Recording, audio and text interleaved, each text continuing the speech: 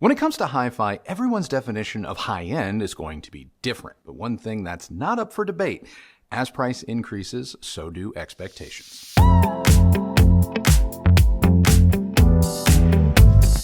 Until recently, Monitor Audio's Platinum series had been the brand's flagship. While the new Hyphen has taken over the top spot, the Platinum series remains an important one for the brand. Now, in its third generation, the Platinum consists of 2 tower speakers, a bookshelf, and center, as well as in-walls, making the series well-suited for both hi-fi and home theater. Today, we are covering the 200, which is the series' smallest tower. Standing at 40 inches tall, this full-range speaker has 4 drivers, 2 6-inch woofers, a 4-inch mid-range, and an AMT, or what Monitor calls an MPD tweeter.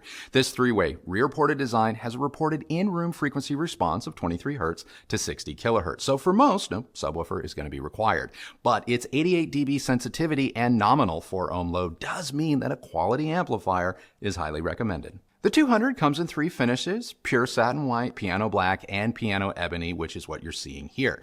The ebony's deep rosewood and heavy veining exudes class. The build quality and construction, it's beyond reproach, equal parts form and function. And knocking around the cabinet reveals one that is inert, bordering on solid. There is almost no resonance or hollow reverb occurring inside the cabinet, which is a very good thing when it comes to exacting performance, especially in the bass. High-end loudspeakers can be a challenge to set up, but I had a pretty painless time getting the 200 3Gs to sound their best. You're seeing them 2.5 feet off our front wall, 9.5 feet apart, and roughly 10.5 feet from our listening position, which is exactly where both our KEF R11 Metas and B&W 805D4s work their magic. The manual doesn't go into too much detail about toe-in, but similar to B&W, Monitor Audio's treble can be affected through the use of toe-in. Pointed directly at the listening position, one can expect a more pronounced treble, whereas straight ahead, it's going to sit in better alignment with the rest of the frequency response. Now, I preferred a few degrees of toe-in, but every person and room will likely dictate a slightly different setup, so don't be afraid to experiment. One thing that is not negotiable with these speakers is power.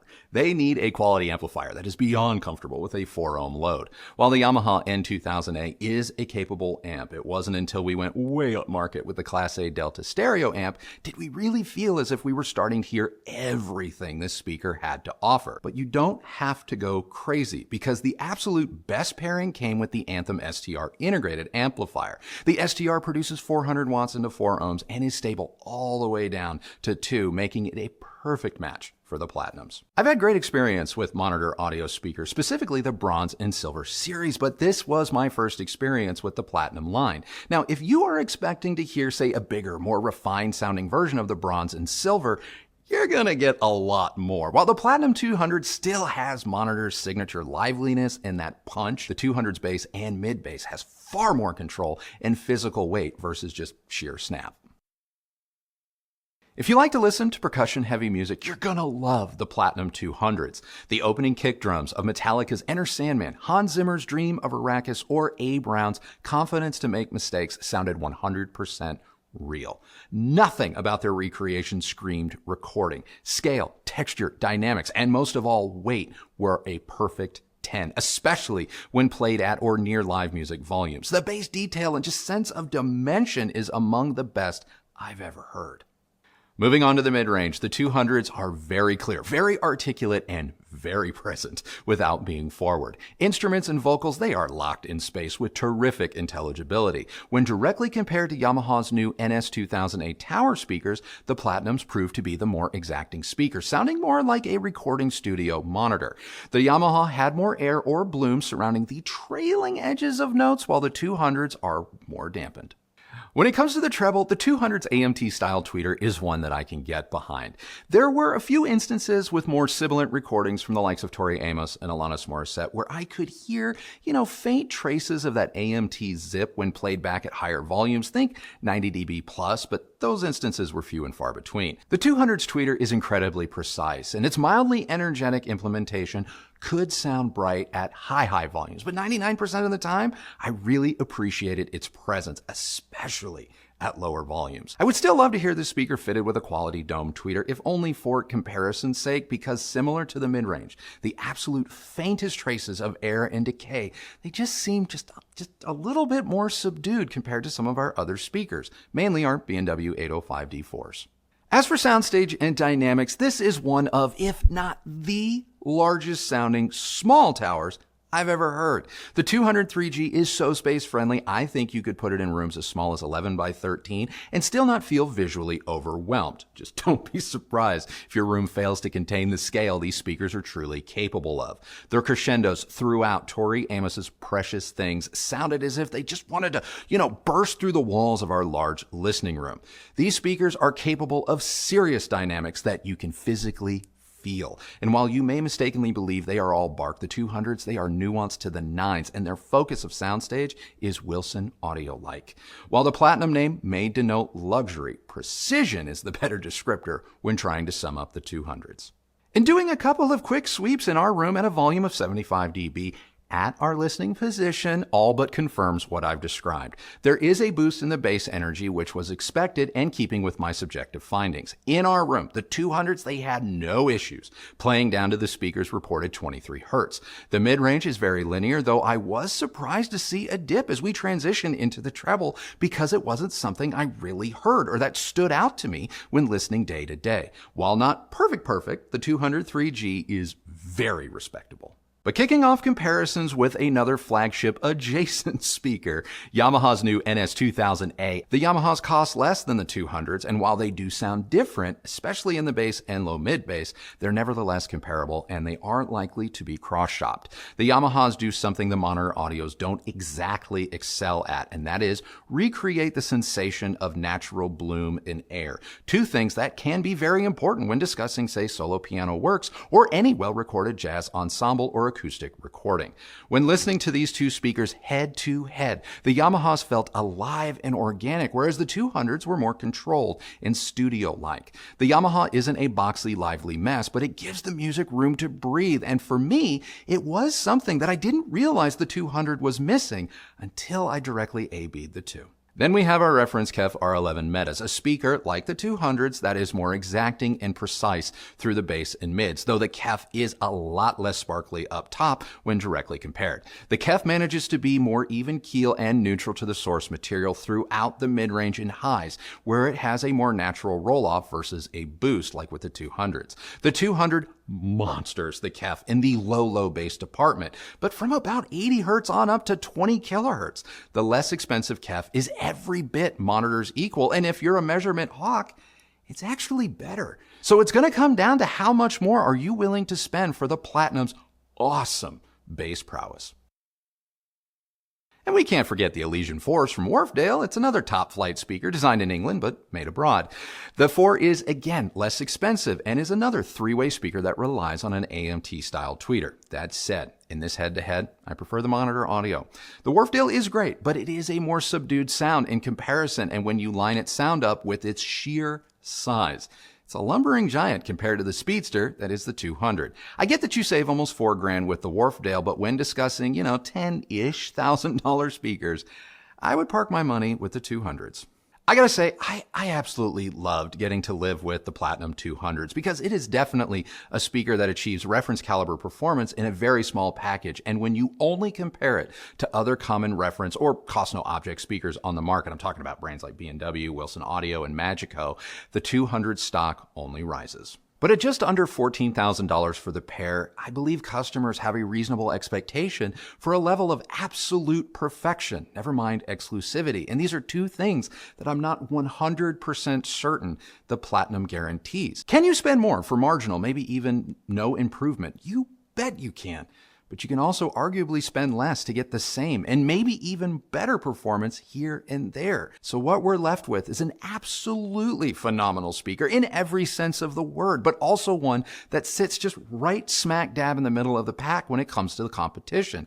And that, to me, is the Platinum 200's only real flaw. All right, so that's enough out of me and what I think of the Monitor Audio Platinum 200 3G, but I'm dying to know, what did you think of it? Okay.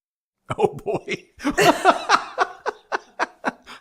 Buckle up. Yeah, I mean, listen, I think these speakers are really freaking good. Yeah.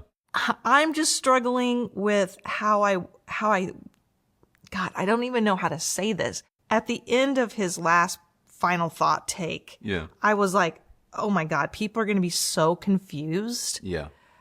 So if you feel confused about the review, I get it. You're not alone. And I even said when he started that paragraph, Yeah. I'm like, people are going to be like, what the talking about? Because if you're like me, you're like, wow, this sounds so positive. These speakers sound so great. And then he ends it with this like, but. So you want me to try and clarify? I mean, I'm going to try to clarify and then you can chime in. Okay.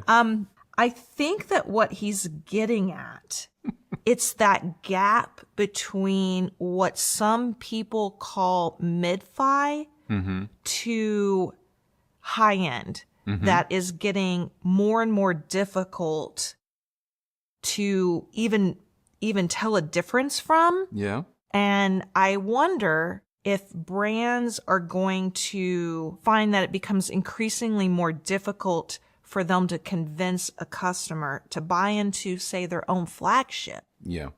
Especially when they have to contend with other speakers, say, like the KEFs, the R11s that cost what they do. I wonder, I kind of think that what you're trying to say is that there's just this turning point Yeah. occurring in hi-fi, Yes. especially when it comes to the high-end market. Oh, 100%. Because listen, I think these speakers sound great. Yeah. They sound great. And when you compare them to something like the B&W's top of the line speakers, like the 800 series, which from my perspective, the Monitor 200s sound an awful lot like those more expensive B&W speakers. Yes, 100%. The sound is focused, it's controlled. And so from that perspective, the 200 tower is kind of a bargain. Yeah, I mean the 805D4s are 8,500, but they do require a sub in order to have that prodigious bass that the 200s have. But even if you compare them to, I think it's the 803D4, which is 23 grand, and it's a three-way tower with two 6-inch drivers. Like you said, the 200 is going to be a bargain. Maybe we're overthinking it, because maybe the higher end market, when it comes to spending that kind of money, like if you're going to spend $14,000 on a pair of speakers, you're probably just not even thinking about it. Maybe they don't even have to think about it. It's just an automatic like, oh, I'm just going to spend this for it, like the Porsche buyer or the Ferrari buyer. Well, but then that brings up the second part of my conclusion where I said there's, it sits right dab in the middle of performance and exclusivity. And the exclusivity part, I think, is completely in line with the buyer that has $14,000 and isn't thinking about the fact that it costs 14 grand. It's not the money for them, but the exclusivity, the sensation or the knowledge that you are buying something special. I think when money is not a factor, a feeling is. And you brought up Ferrari, and Ferrari is arguably the greatest brand of all time in creating the sensation of exclusivity for something that, frankly, Porsche and a lot of other brands oftentimes do better in terms of performance, but no one is ever going to necessarily say that Ferrari is 100% worse off, because they've just got that feeling that you bought into something truly bespoke. They've got that down. Okay, so when you say at the end of your part of the review that customers have a reasonable expectation for a level of absolute perfection, never mind exclusivity, two things I'm not 100% sure the Platinum guarantees. What is it that you're talking about specifically? Specifically, I'm saying that at $14,000, this is a incredibly well-crafted speaker, and I do mean that. This is arguably one of the best all-around constructed loudspeakers, top to bottom, that I've seen. But is it like the most exclusive? Does it look the most special at $14,000? No. It doesn't. And I have a feeling, and this is not important to me, I do not care. This has never been the thing about our channel. But Bowers & Wilkins 800 series, their flagship, it's made in England. It's made in England. It's made by hand. Monitor Audio Platinums are not. And some people are going to say that maybe that is not good enough, because the Hyphen, their truly top-of-the-line new speaker, is made in England. And they went so far out on a limb with that speaker. I mean, it looks like no speaker you have ever seen, ever. Don't care. It's truly a one-off, like it's never been done before. They scream special. Okay. And when people walk into your room at a cocktail party, whether they're hi-fi people or not, they could be like, oh, you know, my Sonos is fine. They're going to stop and go, what is that? And I just don't think, as good as the Platinum 200 is, I don't think it does that. And at $14,000, I think a customer wants that to happen. I totally agree with you. Yeah. And I appreciate that you've gone into this, gone into more detail, because I think it is going to help put the entire review into better context. Mm-hmm. And I do agree with you that when I look at the Monitor Platinum 200s, Yeah. they are very nice speakers. They look very well made. Yes. But I will side with you that I don't think that they look all that special. Yep. Now, one thing that you did mention about like the location of where these are physically built, I think is slightly dangerous. Because a lot of people like to latch on to, well, if something's made in China, it's not any good. And I 100% disagree with that sort of statement or line of thinking. And I know that you So do. do I. I know you do. But other people are going to take that, and I worry they're going to run with it. Well, first of all, let me back up just 1 second.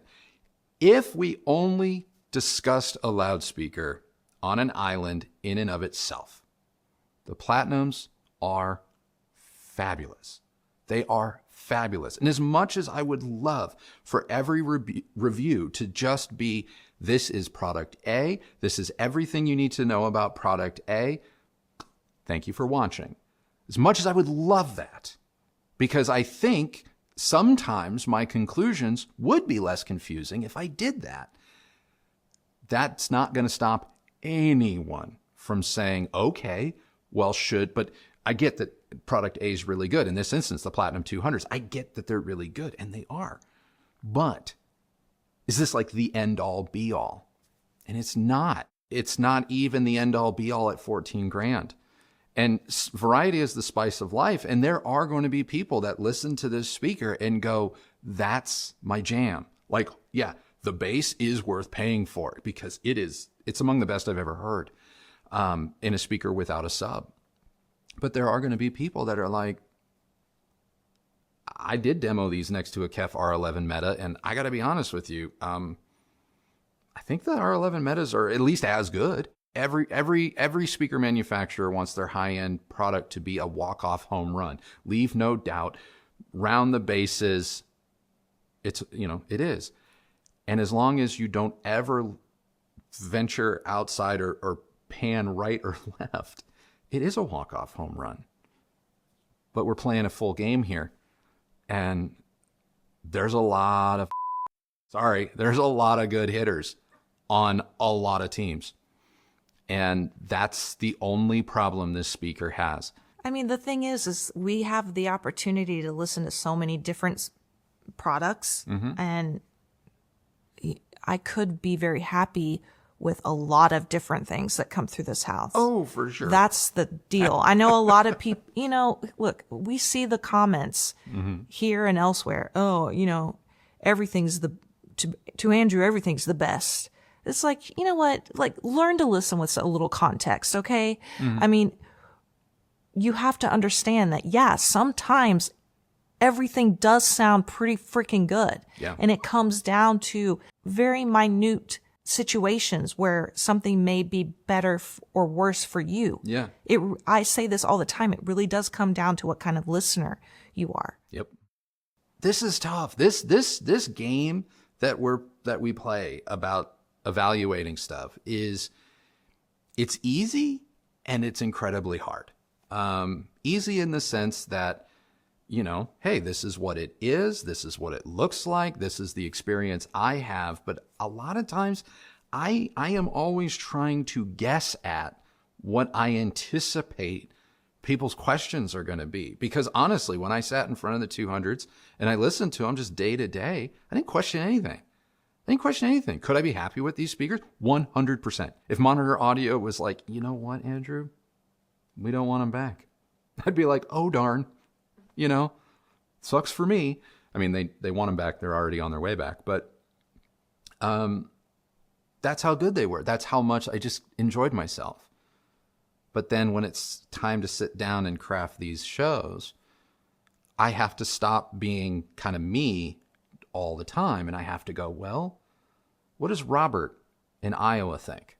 What's he going to think? What's he going to say? What concerns is he going to have? Mm-hmm. And when you start to have to look at things that way, this is really hard. This is really hard. Yeah. You know, you can't please everybody. God knows I know that at this point. You can't please everybody. You can't be the best at everything. But I'm just trying to provide perspective, and I get it sometimes that it can become confusing. I do. I get it. But that's kind of the game here, and that's kind of what these really high performing products do to me, to us, because they are just so exceptionally good that you kind of have to go, okay, but where's the context? Well, anything else? Oh, just speaking of Robert in Iowa, no, we don't know what the Gold series sounds like from the Monitor Audio. Right. So we have no idea how they compare. Yep. I'm sure they're great. Yeah. We, like Andrew said in his review, that we've had a great experience pretty much from every Monitor Audio speaker. They are a great brand. Yeah. So great brand. If you don't have 14,000, you probably get a pretty good deal out of the Gold series. Yeah, and you know the silvers, which we've had in this room, are phenomenal and look the business. So Monitor Audio, just on a whole, is a brand that they're consistent. If nothing else, they're consistent, and their products, as far as I'm concerned, their products always perform, always. So that's it. That's enough. That's enough out of us for today. And that is our review of Monitor Audio's fabulous Platinum 200 3G tower speaker. What did you think? Like, I don't have like a specific question. I'm just curious. I mean, you have a specific question? I just want to, I want people to chime in as far as basically the bigger question we raised here in this conversation. Mm-hmm. And it is about the gap between, you know, the upper mid-fi price point mm-hmm. to the high end, the higher end. Yeah. What do you think brands need to do in order to get you to make that big jump in your spending decision? That's something I would like to know. Okay, you heard it. That's the question of the day. If you like this video, please do give it a thumbs up, like, and subscribe. Ring the bell so that you're notified when new videos come out. If you use any of the links that Kristi's left for you down below, know that that's a great way that you have all continued to show your support for this channel and the work that both of us do here. And we both thank you all very much for doing that. Follow me on Instagram at Recovering Audiophile. And that is it for us today. We have got to get out of here. I got to start editing this bad boy. It's probably an hour long at this point. So remember, the only person who has to like the sound of your system is you. So happy listening, everybody. Thank you so much for watching. We'll see you on the next video. Bye.